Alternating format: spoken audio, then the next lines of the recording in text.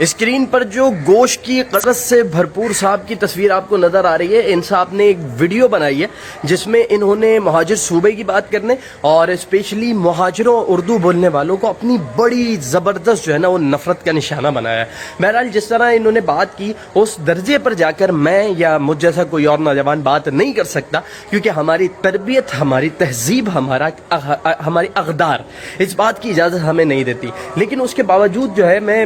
ان بھائی کو کہنا چاہتا ہوں، کیونکہ جیتو جمالی ان کا نام ہے، پاکستان پیپلز پارٹی سے ان کا تعلق ہے، جس قسم کی یہ حرکتیں کر رہے تھے میں نے دیکھا ایک ویڈیو میں، یہ جو ہے وہ عجیب و غریب سے کوئی مینٹلی ریٹائرڈ بچوں کی طرح جو ہے نا وہ جھمپے لگا رہے تھے، اچھل کود رہے تھے۔ اپنی عمر دیکھیں، حرکتیں دیکھیں، ایسے نہیں کودنا چاہیے ورنہ جو ہے نا وہ علاقے میں زلزلہ بھی آ سکتا ہے۔ بہرحال اس کے باوجود میں نہیں کہنا چاہتا ہوں کہ دیکھیں جیتو بھائی، آپ اپنی فرسٹریشن جو ہے نا وہ اس طرح نہ نکالیں۔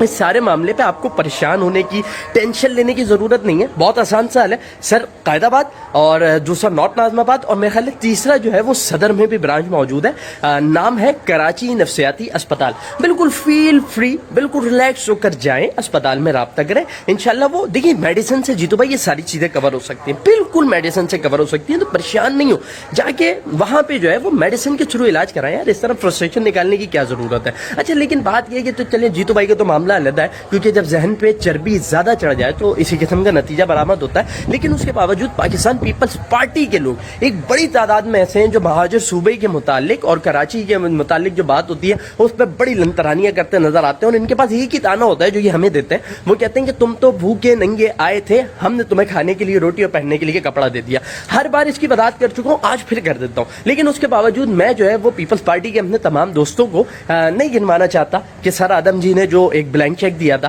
میں نہیں دوبارہ یاد دلانا چاہتا کہ حبیب فیملی نے یا داؤد گروپ نے کس طرح جو ہے وہ اپنی دولت اس پاکستان کے لیے لٹا دی تھی۔ یہ سارے مہاجرین تھے کہ جس کے نتیجے میں پاکستان، مطلب مہاجر تو مہاجر، وہ تمام لوگ جو پہلے سے اس ملک کے اندر بستے تھے، انہیں بھی تن ڈھانپنے کے لیے کپڑا اور کھانے کے لیے روٹی میسر آئی تھی۔ پھر جہاں تک بات ہے پناہ دینے کی، اپنے پاس رکھ لیا، تمہیں گھر دے دیا، تو صاحب اگر آپ نے اپنے پاس رکھ لیا ہوتا تو ہمیں نہ کراچی آنا پڑتا اور نہ کراچی دنیا کے بڑے شہروں کے اندر شمار ہوتا ہے، کیونکہ ہم وہیں پر رہ جاتے۔ اگر آپ کی اس بات کو میں ایک اور دلیل سے رد کر دوں تو صاحب وہ یہ ہے کہ جب ہم یہاں آ رہے تھے تو ہمیں سمندر دکھا کر کراچی ہی تو بھیجا گیا تھا۔ یہ کراچی جو ماہی گیروں کی بستی تھی، اور یہاں آنے والے مہاجرین کے لیے اتنے ٹینٹ لگے تھے کہ اخباروں کے اندر جب تصویریں لگائی گئیں تو اس شہر کو ٹینٹوں کے شہر کا نام دے دیا گیا تھا، دا سٹی آف ٹینٹ کہا جانے لگا تھا، کیونکہ سارے مہاجرین کراچی آئے تھے، انہیں کسی جگہ سندھ کے کسی شہر میں نہیں روکا گیا تھا، نہیں رکھا گیا تھا۔ ایون میرے اپنے دادا بھائی ہجرت کر کے آئے تھے،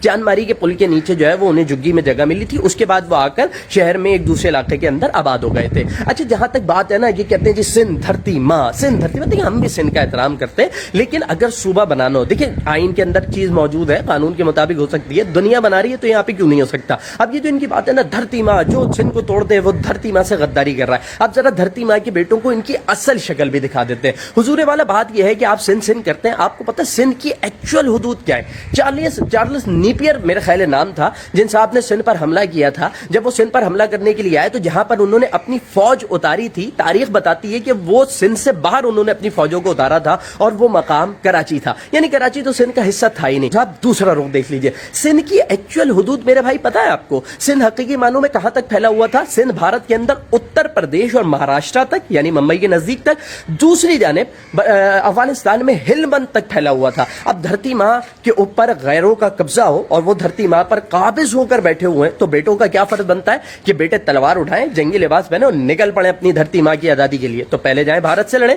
اتر پردیش اور مہاراشٹر تک کا جو علاقہ سندھ میں شامل تھا وہ آزاد کرائیں، پھر بلوچستان سے آزاد کرا کے لائیں، پھر یہ دھرتی ماں کا بیٹا ہونے کا دعویٰ کیجیے گا۔ اور اگر آپ ایسا نہیں کرتے اور آپ کی دھرتی ماں کے اوپر کوئی غیر قابض ہے اور آپ اسے قابض رہنے دیتے ہیں تو آپ سے بڑا بزدل کوئی نہیں ہے صاحب۔ اور پھر یہ جو بات ہے نا آپ کی سندھ، تو صاحب سندھ کو اس کی پہچان دلانے، اس کا حق دلانے اور اس کی شناخت دلوانے والا بھی ایک اردو بولنے والا ایک مہاجر تھا، ایک کراچی والا تھا، اور وہ تھا محمد علی جناح۔ قائد اعظم کے 14 نکات یاد کر لیجئے گا۔ ایک بات اور جو جیتو نامی اس انسان نے کہی، ویسے تو یہ رہتا دادو میں، لیکن کیونکہ وہاں پر پیٹ نہیں بھر رہا تھا، روزگار نہیں مل رہا تھا، لہذا بھائی جیتو جو ہے وہ دادو چھوڑ کر پورے خاندان کے ساتھ روٹی حاصل کرنے کے لیے کراچی شفٹ ہو گئے تھے۔ پھر بھی برا بلا ہمیں کہہ رہے ہیں، انہوں نے کہا کہ تم ہندوستان چلے جاؤ۔ تو جیتو جمالی اور اس جیسے تمام ذہنیت کے لوگوں کو کہنا چاہتا ہوں کہ پاکستان میرے باپ دادا کے خون پسینے سے بنا ہے، لہٰذا پاکستان میرے باپ کا ملک ہے. پاکستان ہمارے دلوں کے اندر جو ہے نا وہ لکھا ہوا اور ہمارے خون کے ایک ایک قطرے میں گردش کرتا ہے. پاکستان کے ساتھ ہم جیے, پاکستان کے ساتھ ہم مریں گے, اور تم جیسے لوگ پاکستان توڑنے والوں, تم اگر اس ملک کے خلاف غداری کرنے کی کوشش کرو گے تو تمہاری ہڈیوں کا سرما بنا کر رکھ دیں گے. پاکستان زندہ باد.